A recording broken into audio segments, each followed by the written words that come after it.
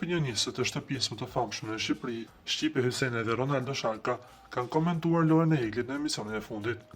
Siç duket, opinionet e tyre nuk i kanë pëlqyer menaxherës së Iglit. Pasi kjo e fundit ka publikuar komentet e Rozanës kundrejt Nedës, duke thënë se të njëjtat fjalë po e dëgjon dhe lexon edhe për Iglin. Ndikësit të postime komentuan si thumb për dy opinionistat. Të njëjtat komente lexoj dhe unë për Iglin në çdo sekond. A duhet të kalojnë vite dhe të harrohen? Ja, pra që sërish nuk harrohen. A ka rëndësi nëse kushti thot këto komente është personazh televiziv ose jo? Nuk ka rëndësi. Lëndon njësoj, ishte shkrimi i menaxherës së Iglit, teksa thon bonashmër, dy opinionistët e fan klubit të shtëpisë më të famshme në Shqipëri.